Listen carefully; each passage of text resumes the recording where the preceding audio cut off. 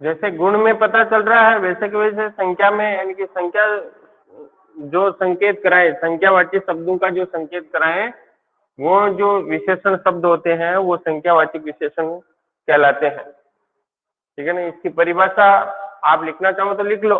ऐसे शब्द जो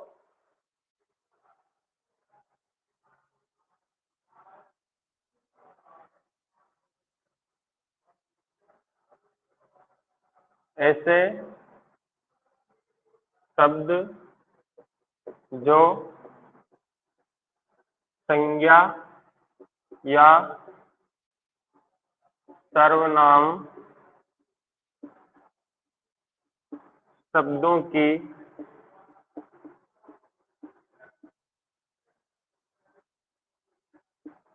निश्चित या अनिश्चित संख्यावाचक विशेषण में भी निश्चित या अनिश्चित दोनों है। ठीक है ना। अनिश्चित संख्या क्रम या गणना, क्रम या गणना का बोध कराते हैं।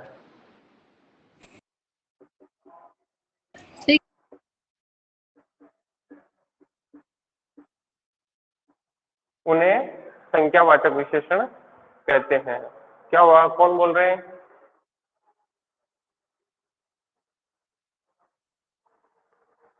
ठीक है ना। संख्यावाचक विशेषण में ऐसे शब्द जो संज्ञा या सर्वनाम शब्दों की निश्चित या अनिश्चित, ठीक है ना। तो इसके दो भाग हो गए, निश्चित संख्यावाचक विशेषण और अनिश्चित संख्यावाचक विशेषण।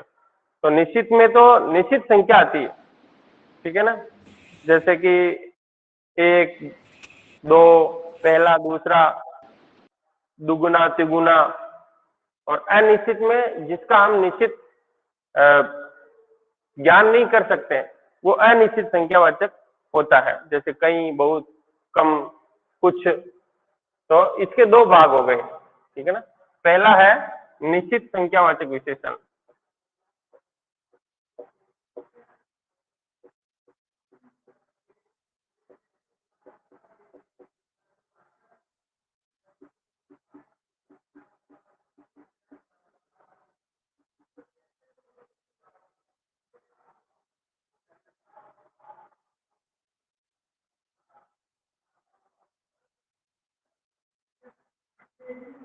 ठीक है ना। इसकी परिभाषा में ध्यान में आ ही रहा कि ऐसे विशेषण शब्द जो निश्चित संख्या का बोध कराते हैं वह निश्चित संख्यावाचक विशेषण कहलाते हैं। जैसे उदाहरण में लिख देना, पहला, दूसरा, पहला, दूसरा, दुगुना,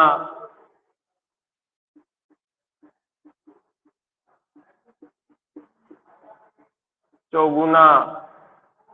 ठीक है ना। इस प्रकार के अगर शब्द आते हैं तो वो निश्चित संख्यावाचक विशेषण शब्द कहलाएंगे।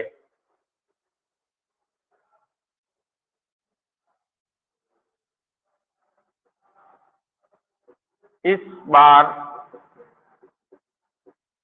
हमारे खेत में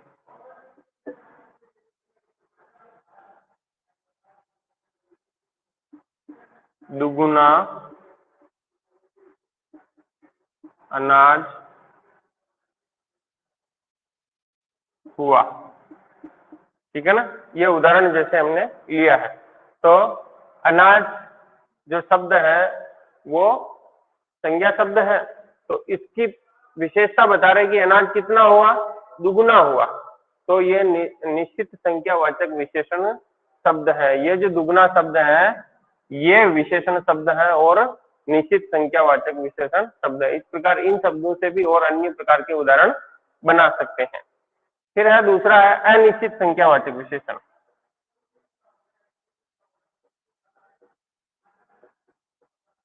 अनिश्चित संख्यावाचक विशेषण, यानी इसकी परिभाषा यही है ऐसे विशेषण शब्द जिसमें निश्चित संख्या का बोध नहीं होता है वह अनिश्चित संख्यावाचक विशेषण कहलाते हैं। तो जैसे उदाहरण कैसे, तो कहीं कुछ, कहीं कुछ, बहुत, कम, इस प्रकार के शब्द उसमें आते हैं। जैसे उदाहरण देखते हैं, कुछ लोग इधर आओ, ठीक है ना। तो कुछ लोग जो है वो संज्ञा शब्द है और इन लोगों के लिए गणना युक्त शब्द, संख्या युक्त शब्द हुआ, मगर इसमें निश्चित संख्या नहीं। कुछ लोग, कुछ में एक भी हो सकता है, दो भी हो सकते हैं, 5 भी हो सकते हैं, 25 भी हो सकते हैं। ये तय नहीं है कि कितने हैं। तो ये अगर इस प्रकार के शब्द आए तो वो शब्द अनिश्चित संख्यावाचक विशेषण के होते हैं। कई गुना, कई गुना, या इस प्रकार के जो कई, कुछ, बहुत, कम, इस प्रकार के जो शब्द आए, इन शब्दों से और भी हम उदाहरण तैयार कर सकते हैं। तो दूसरा जो प्रकार है संख्यावाचक विशेषण, उसके दो भाग हो गए, निश्चित संख्यावाचक और अनिश्चित संख्यावाचक। निश्चित में जो निश्चित संख्या का बोध कराए और अनिश्चित में जिसकी संख्या का हमें पता नहीं, मालूम नहीं चले कि कितने हैं, वो अनिश्चित होती है, तो वो अनिश्चित संख्यावाचक विशेषण कहलाते हैं। ठीक है। तीसरा है परिमाणवाचक।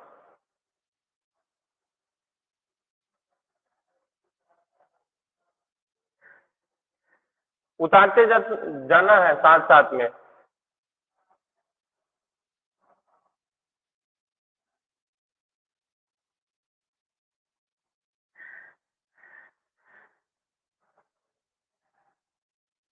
परिमाण का मतलब होता है नाप तोल।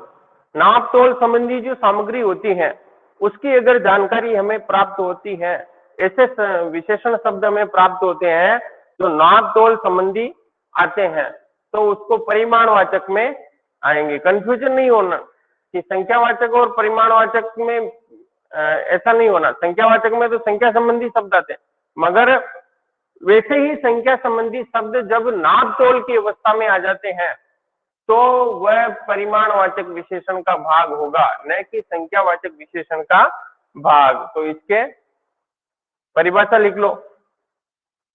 ऐसे शब्द जो किसी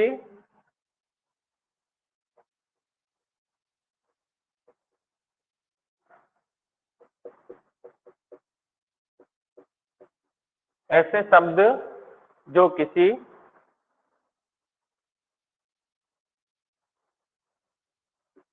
वस्तु, पदार्थ या मात्रा, ठीक है ना,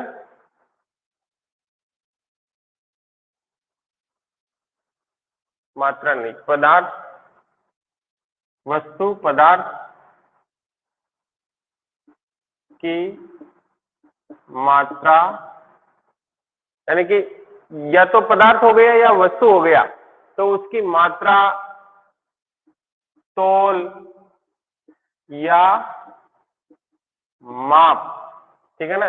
कोई सी भी वस्तु हो गई या कोई सा भी पदार्थ हो गया तो उसकी मात्रा हो गई, तोल हो गया या उसका माप हो गया, उनका अगर बोध कराते हैं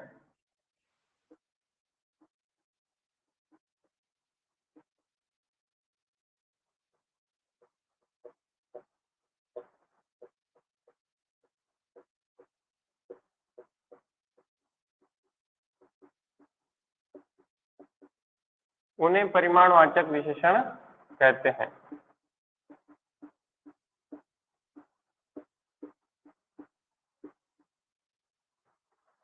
ठीक है ना।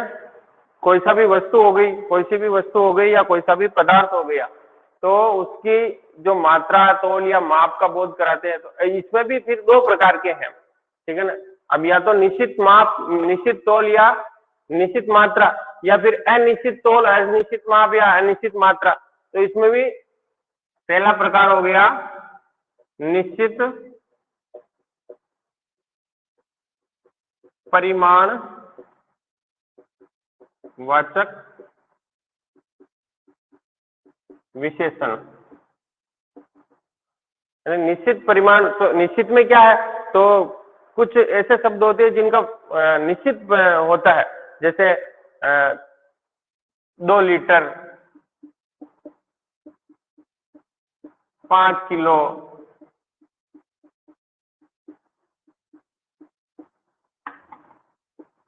10 मीटर, 8 फीट। ठीक है, इस प्रकार के अगर शब्द होते हैं, जैसे 2 लीटर दूध लेकर आओ, तो दूध की मात्रा हो गई 2 लीटर, इसका मतलब, इसका उदाहरण लिख लो, जैसे 2 लीटर दूध लेकर आओ। ठीक है, तो दूध क्या हो गया, संज्ञा शब्द हो गया। संज्ञा शब्द की विशेषता हो गई है 2 लीटर, दूध की निश्चित मात्रा हो रही है, इसलिए यह निश्चित परिमाणवाचक विशेषण का अंश है, निश्चित परिमाणवाचक विशेषण का उदाहरण है। इस प्रकार और भी अन्य उदाहरण तैयार कर सकते हैं। इसी में दूसरा भाग है अनिश्चित।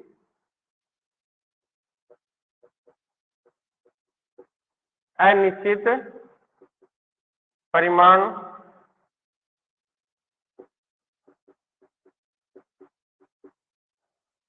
परिमाणवाचक विशेषण। ठीक है ना, तो इसमें तो निश्चित पता चल रहा था, मगर उसमें अनिश्चित है। तो अनिश्चित में वही शब्द जैसे संख्यावाचक में कम, थोड़ा, बहुत, अधिक, अल्प, इस प्रकार के अगर शब्द आए, ज्यादा, इस प्रकार के अगर शब्द आए, तो वो शब्द अनिश्चित परिमाणवाचक विशेषण के अंतर्गत आएंगे। जैसे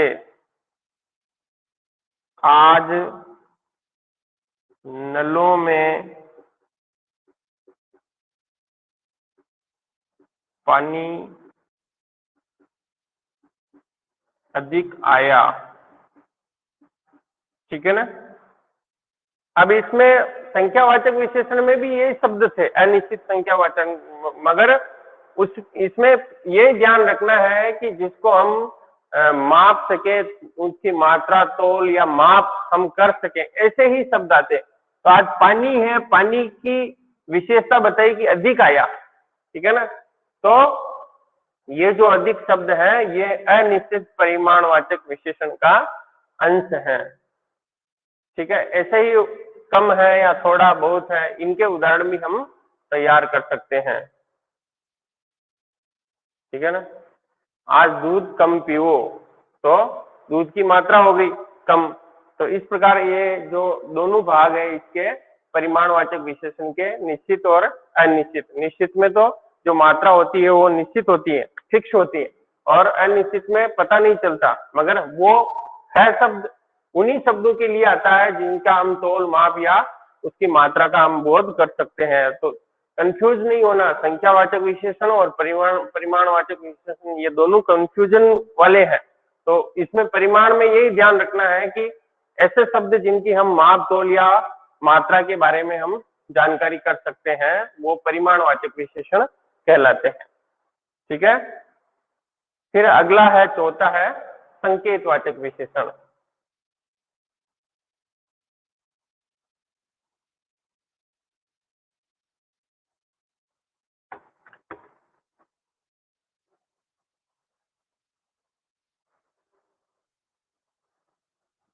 थोड़ा समय ज्यादा हो गया, मेरी अगली कक्षा है, हम इन दोनों जो संकेतवाचक और व्यक्तिवाचक है, इनको हम कल की कक्षा में पढ़ेंगे। अभी तुम्हारे टेस्ट के लिए प्रश्न पत्र भी बनाना मेरे को। तो आज की कक्षा यही हम पूरी करते हैं। अगर इन चारों विशेषणों में जो पढ़ाए हैं, 3 भाग हमने पढ़े हैं, गुणवाचक और संख्यावाचक और परिमाणवाचक। अगर इसमें कुछ अगर किसी के समझ में नहीं आया, तो वो भैया बहन पूछ सकते हैं। जिसके समझ में आ गया है वो एग्जिट हो जाइए।